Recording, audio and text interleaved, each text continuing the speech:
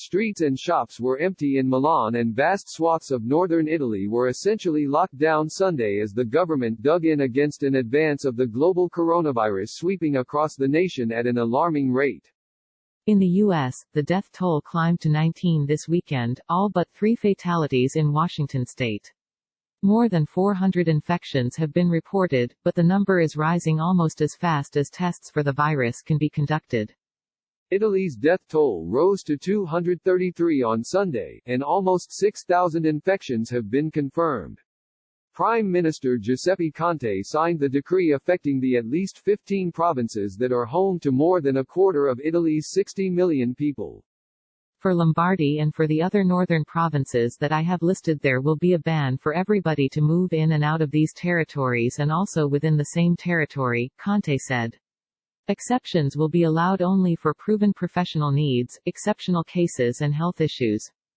Daily coronavirus updates. Get USA Today's daily briefing in your inbox. Here's the latest on the outbreak of COVID-19. The Grand Princess cruise ship will begin to allow guests to disembark Monday, 3 days after 21 people aboard tested positive for coronavirus. Princess Cruises announced early Sunday it had been informed by state and local officials that the ship, off the coast of California, would be able to dock in the port of Oakland. Cruise Line Public Relations Director Negan Kamali told USA Today. Guests who require acute medical treatment and hospitalization will be first to disembark. Kamali said it was unclear whether other passengers would also be allowed off the ship Monday, or whether they would have to wait further.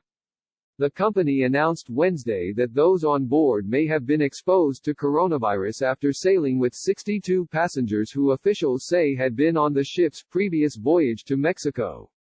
A 71-year-old California man who had been on the Mexico cruise eventually died from the virus. Morgan Hines and Curtis Tate. At least 10 people were dead and 23 missing as first responders in Beijing sifted through the debris of a collapsed building used to isolate arrivals from other parts of the country. State media said about 80 people had been inside the converted hotel when tragedy struck. The health ministry said at least 38 people were being treated at hospitals. The hotel's owner was detained for questioning.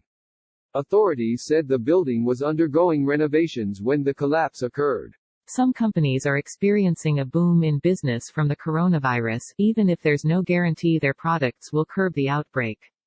Disinfectant room sprayers, commercial cleaning companies, online learning programs and even rehydration beverages are drawing increased interest, experts say. Lawrence Muscarella, president of LFM Healthcare Solutions, said customers should ask manufacturers if their products have been proven to kill COVID-19, the current strain of the virus under scrutiny. You'd want a label claim from the manufacturer that says, kills COVID-19, Muscarella said. If it just says, kills coronavirus, ask if that includes COVID-19. Aaron Richards. In New York, Gov. Andrew Cuomo declared a state of emergency Saturday to deal with the worsening crisis, as the number of cases jumped to 11 in New York City and 76 statewide. The number of cases in New York City more than doubled in 24 hours, the governor said, in large part because of heavy emphasis on testing potential patients. We are testing aggressively, Cuomo said. The more positives you find, the better. State health officials said 2 people in their 70s who had traveled overseas died in Santa Rosa County in Florida's Panhandle and in the Fort Myers area. At least one of those deaths, viewed as a presumptive positive case, has not been confirmed by the U.S. Centers for Disease Control and Prevention. When confirmed by the CDC, the 2 Florida cases would bring the total number of U.S. deaths to 19. Gov. Ron DeSantis, meanwhile, has ordered the state's Emergency Operations Center in Tallahassee to Level 2 to coordinate response to the outbreak. Level 2 activation is a preparatory, intermediate-level response that may not require activation of all emergency support functions, though primary or lead responders are notified. The Florida Department of Health also said 6 Florida residents have been diagnosed with coronavirus along with 1 non-Florida resident. Karin Schaefer, Treasure Coast Newspapers, and Jeffrey Schweers, USA Today Network, Florida.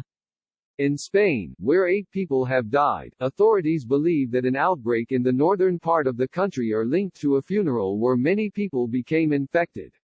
In Britain, where a second person died Friday of the virus, the public was told to prepare itself for social distancing, which could include temporarily reducing socializing at entertainment or sporting events or reducing non-essential travel on public transport and recommendations to work from home.